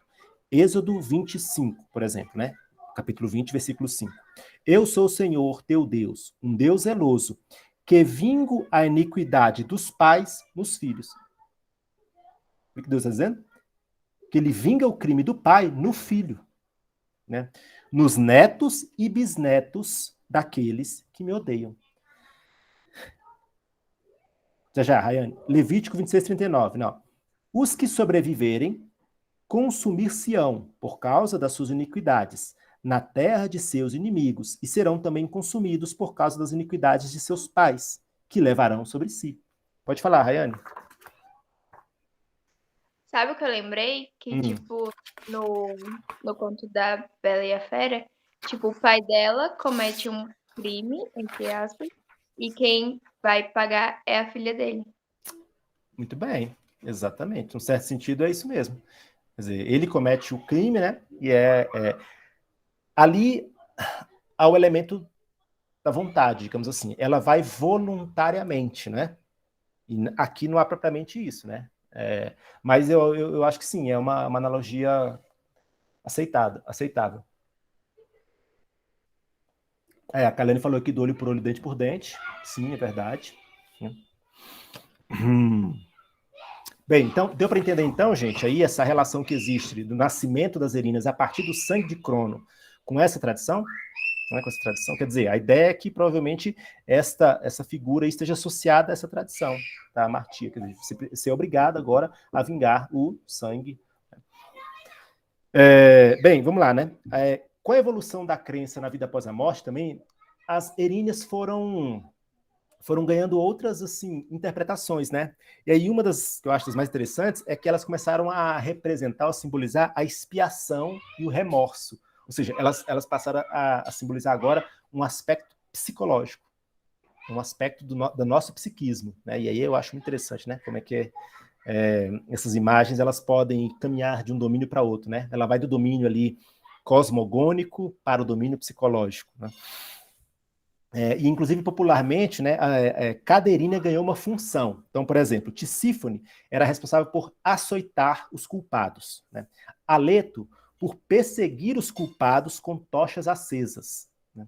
E a Megera a gritar os crimes dos culpados em seus ouvidos diuturnamente. Então, você vê que a Megera aí seria mais assim, ela seria mais ligada à consciência, né? Ao remorso, né? E aí, inclusive, é daqui que vem, né, o péssimo hábito de chamar as sogras de Megera, né? Bem, então, reforçando aqui, né, com o nascimento das Erinas, a gente começa a notar, então, que a cosmogonia avança, né, para um processo de combinação das forças cósmicas, que são de natureza física, e aquelas que são em certo sentido moral. Porque agora nasce aqui entidades que dizem assim, olha, vamos vingar um crime que foi cometido. Só que são entidades que passam a ser estruturais no mundo, nós veremos. Elas passam a ser parte da estrutura cósmica, né? E aí, aqui, né, eu coloquei aqui assim, ó, eis o testemunho de um aspecto da mentalidade ocidental, que é a crença, de resto algo inconsciente, muita gente nem sabe dessa crença, né, de que existem forças cósmicas que asseguram a ordem e a justiça. Esse, por exemplo, eu acho que de fato é uma coisa que está encarnada na mentalidade ocidental, a ideia de que a gente expressa essa ideia, muitas vezes até sem perceber, de que existe uma espécie de ordem cósmica. Por exemplo, quando a gente fala assim, coisas do tipo assim, eu acredito na justiça, a justiça prevalecerá. Bem, isso pode ser só um chavão, obviamente, né? Se não for um chavão, se expressar uma crença mesmo, é uma crença que está fundada nessa noção, né? Está fundada na noção de que existe, então, algum tipo de força cósmica que assegurará sempre a justiça. Porque se a gente pensar em termos puramente humanos, não há nenhuma garantia de que a justiça prevalecerá. E fora que essa é uma visão que, digamos, ela, desde o meu ponto de vista, é um tipo de visão que tem uma psicologia aí, né, que estuda como é que chama? Os vieses do nosso pensamento, né? Aí tem um que é o viés da confirmação, que é a ideia de que a gente só vê, ou a gente privilegia a nossa percepção do mundo, aquilo que confirma as nossas crenças. Então, por exemplo, as inúmeras injustiças que são cometidas pela justiça institucional, né? Elas não entram nessa conta. Ou então elas entram como assim, não, aquilo foi só um acidente antes de a justiça ser realizada. Aí você vê notícias assim, homem é libertado 30 anos depois de preso, porque se provou que ele era inocente. Aí você vê uma pessoa passa 30 anos na cadeia. 30 anos, você sabe o que é isso? 30 anos da sua vida por um crime que ela não cometeu, e a gente tem a audácia de dizer, mas aí a justiça foi feita. Como assim a justiça foi feita? Que justiça é essa que foi feita? Eu não entendo que justiça foi essa que foi feita. Para mim, isso aí é um exemplo de injustiça absoluta. O cara passou 30 anos da vida dele preso numa penitenciária. Mas ele foi libertado. Mas, bem, por esse tipo de racionalidade aí, né? É uma racionalidade, acho que meio estranha, né? E aí, gente, o que vocês acham? Queria ouvir vocês um pouquinho a respeito dessa parte aí. Que...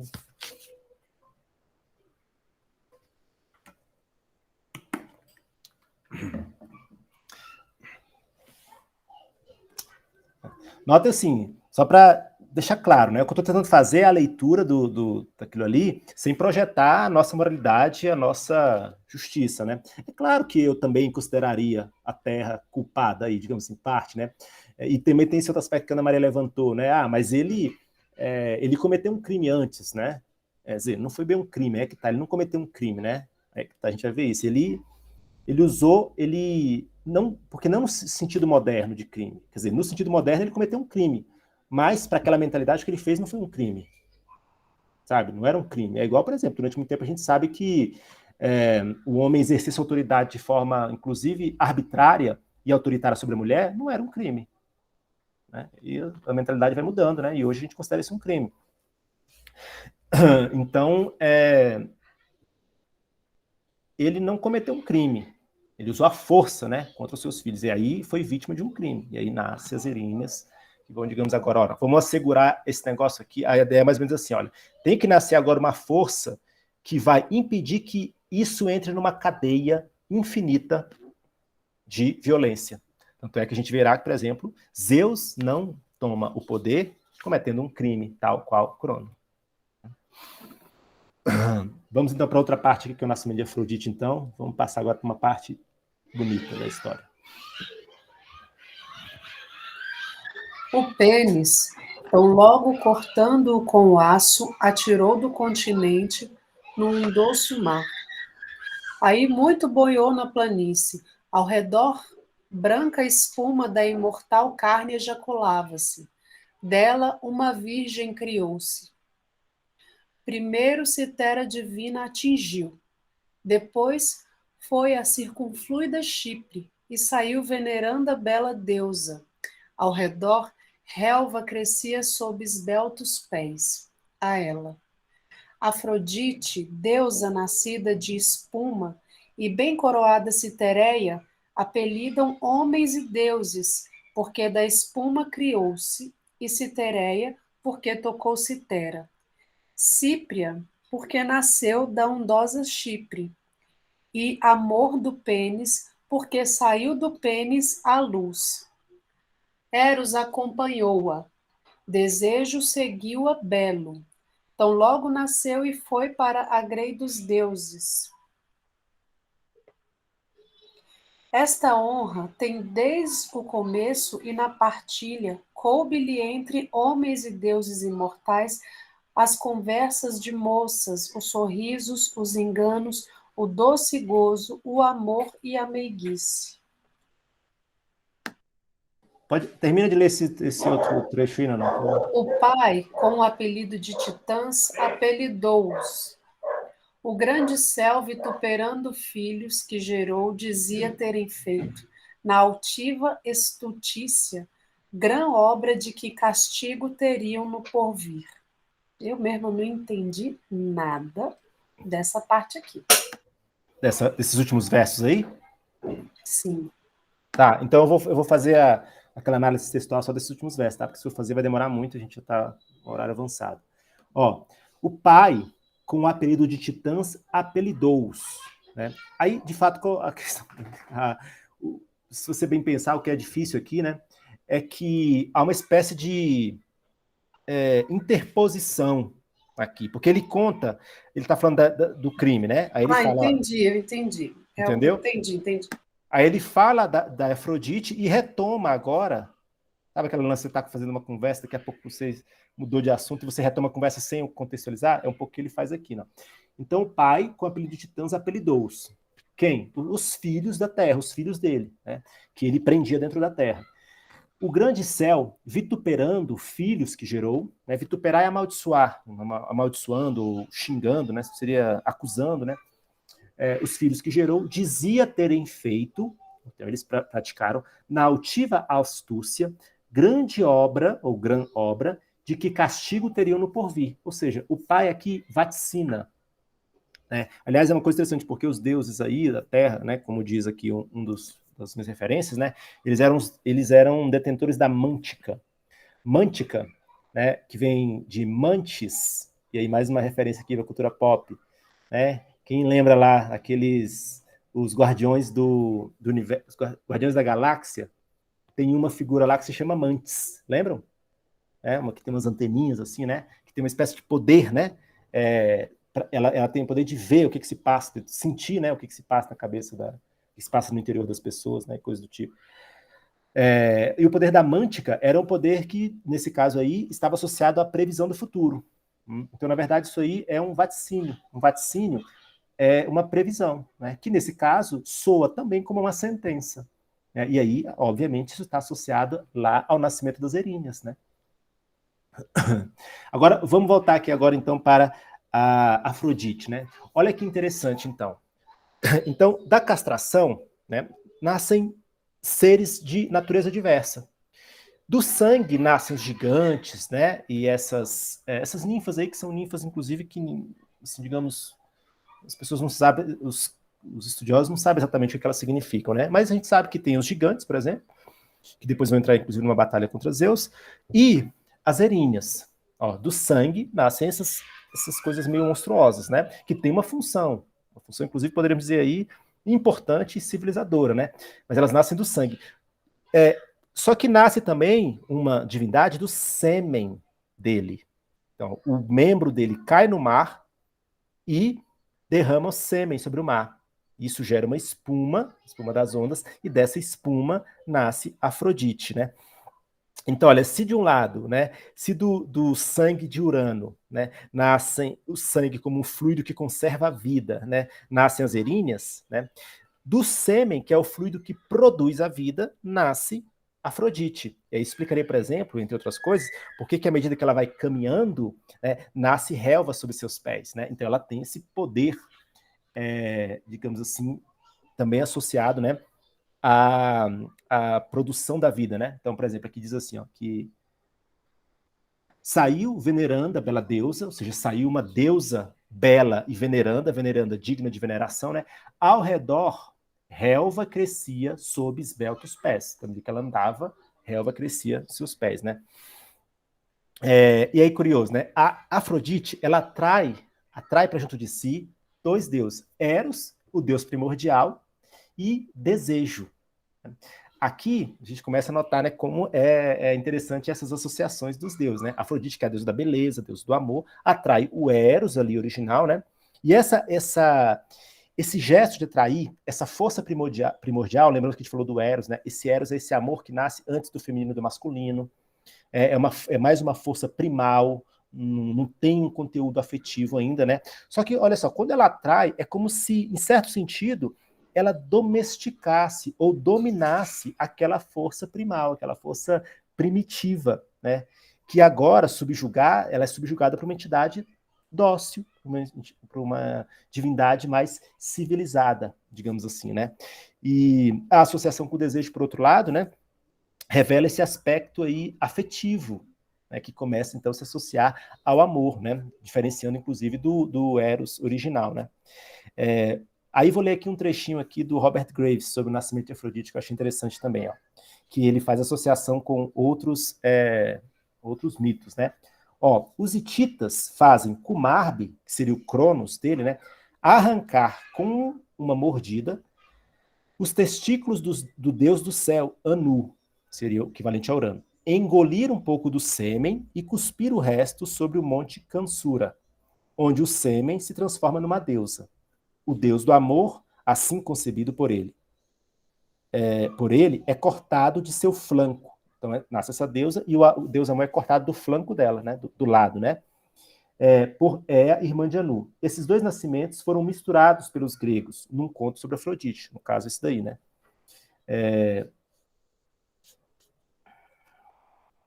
Bem, é isso.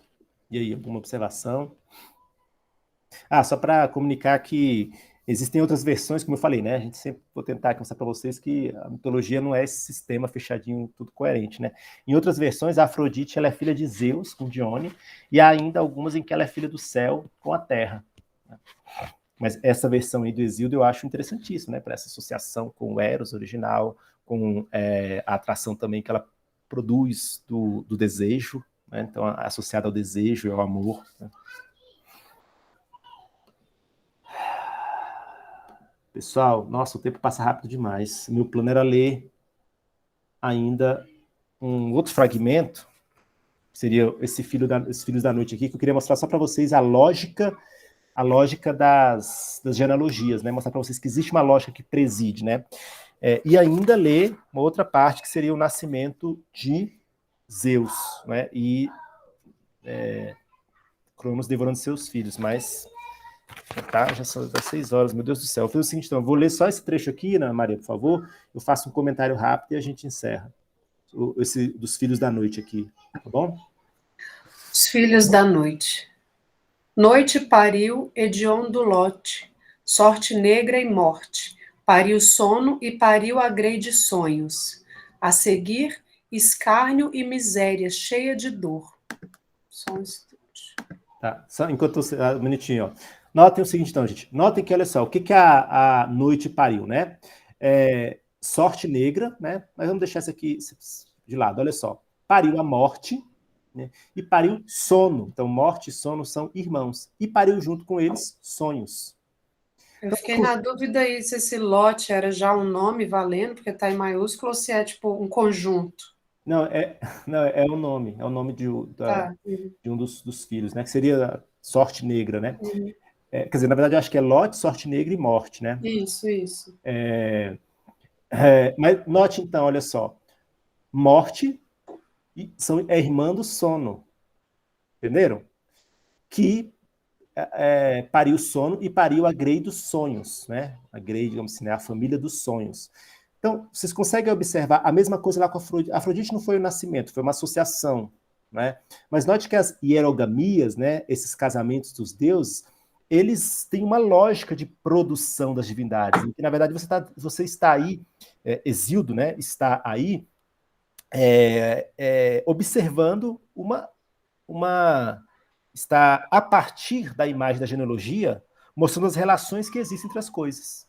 Então, por exemplo, a morte é parente do sono, e o sono é parente dos sonhos. Pode continuar. Com nenhum conúbio divina pariu-os noite trevosa. As Hespérides que vigiam além do ínclito oceano, belas maçãs de ouro e as árvores frutiferantes pariu, e as partes e as sortes que punem sem dó. Fiandeira, distributriz inflexível, que aos mortais tão logo nascidos dão os haveres de bem e de mal. Elas perseguem transgressões de homens e deuses, e jamais repousam as deusas da terrível cólera, até que deem com o olho maligno naquele que erra. Deus me livre. Pode parar aí, né? Essas aí são as parcas, que são as fiandeiras do destino do homem. Então, note, vocês têm essas 3 fiandeiras aí, ó. Ele traduz os nomes, né? E aí eu não sei, eu não gosto muito, mas tudo bem. Mas as parcas, elas são... Deixa eu ver se eu acho aqui rapidamente aqui os nomes delas gregos.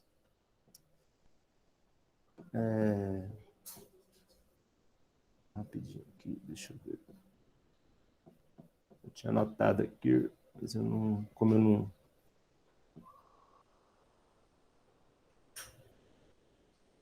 Não vou achar. Mas as parcas, então, são quem fia o destino humano. E aí você tem 3 parcas, né?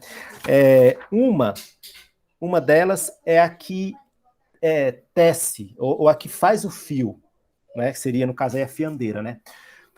Uma segunda enrola o fio, e uma terceira corta o fio. Então, note, né? Olha que imagem interessante, né?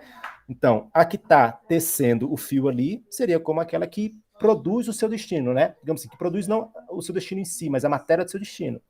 Enquanto ela produz, então você tem vida. Aí você tem a que enrola. A que enrola, digamos, é a que vai tramar a sua vida. É que vai definir a trama da sua vida. Ok? E a última é a que corta, que obviamente é a que dá o destino final da sua vida, que está associada à morte. Né? Interessantíssimo, né? Filhas, né? Da noite, né?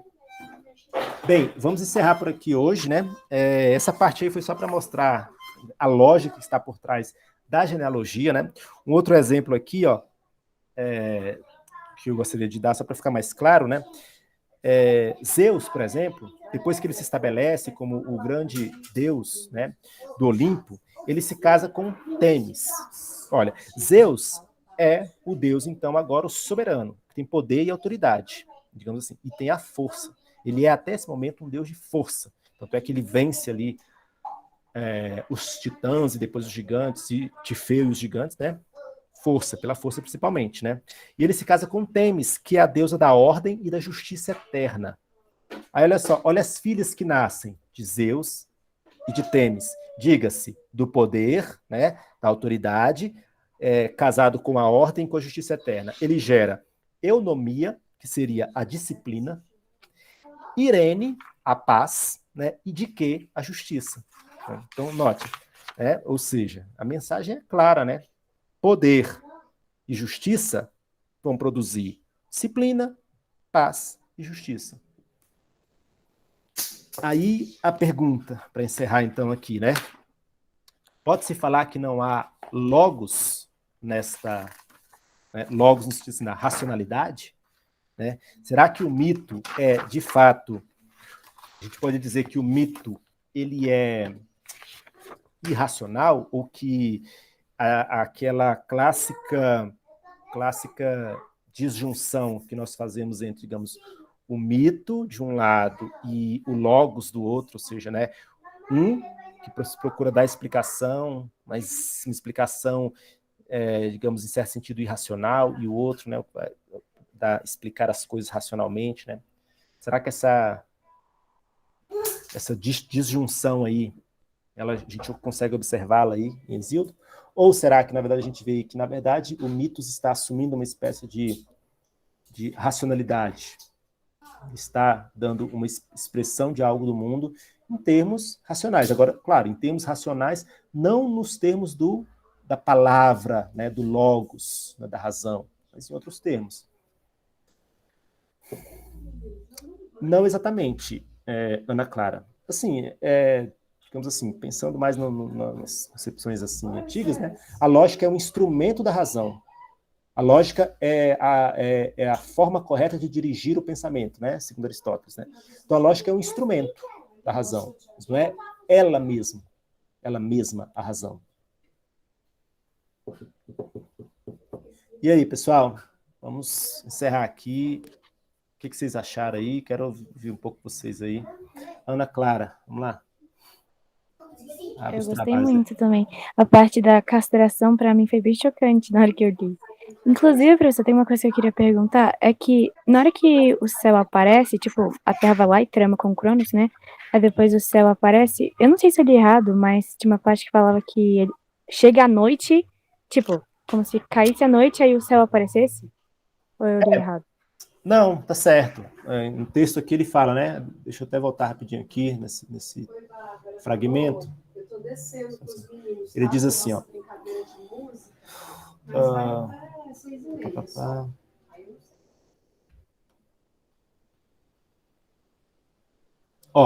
Veio com a noite o grande céu, ao redor da terra, desejando amor, sobrepairou e estendeu-se a tudo. Note, qual é aqui, né? Vamos tentar entender isso aqui então. Veja que está dizendo o seguinte, né? Com a noite ele veio, né? Por que o céu aí vem com a noite? Por que será?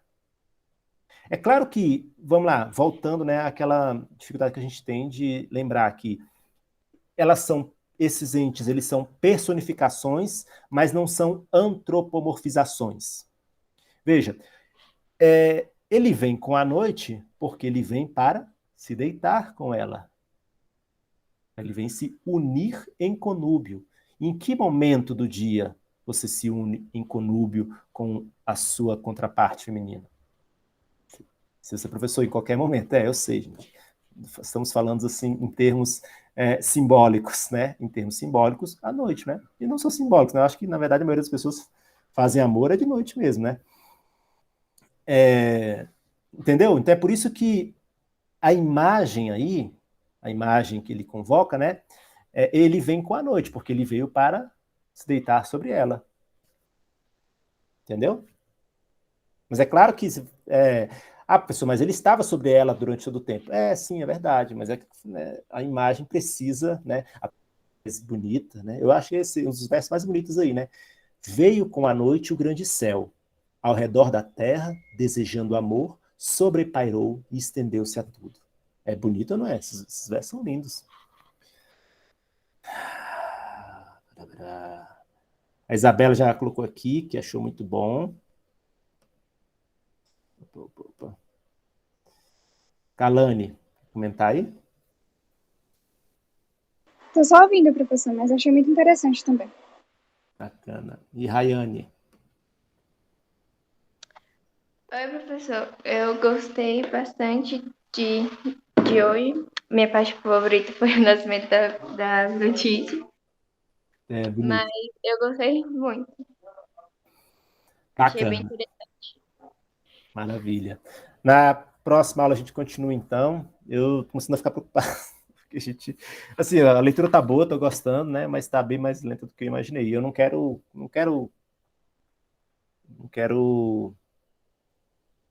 os que nasceram do sangue e do sêmen podem ser considerados irmãos? Boa questão, Isabela. O que vocês acham? As eríneas são irmãs de Afrodite?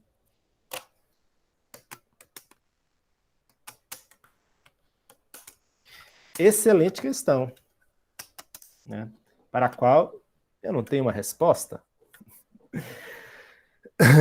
A gente poderia dizer que sim, porque em último grau são filhos do mesmo ente, né, da mesma divindade. Mas é interessante mesmo observar que são irmãs, mas são irmãs, digamos que não compartilham a mesma natureza, né? Acho que daí que é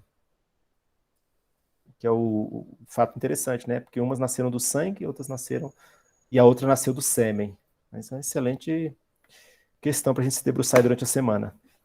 Pessoal, deixa eu só avisar que eu havia prometido colocar aí à disposição de vocês esse texto, né, e outro texto que a gente leu, do Apolodoro.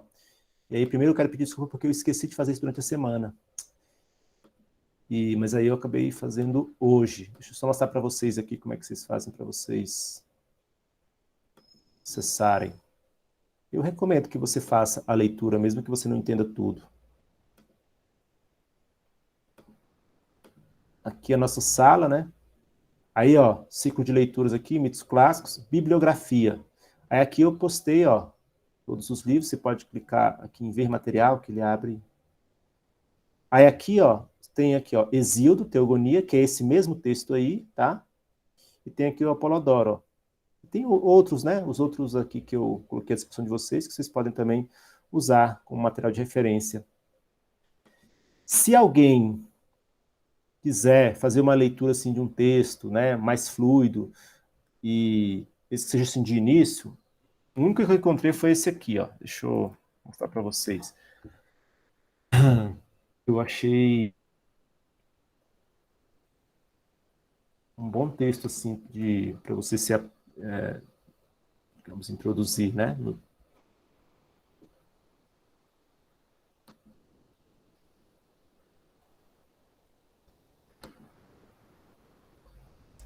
Só que esse aqui, infelizmente, eu não encontrei para disponibilizar para vocês, então vocês teriam que comprar, né? Essa versão aqui, ó, da Martin Claret, editora Martin Claret, que é uma versão, deixa eu ver se eu consigo abrir aqui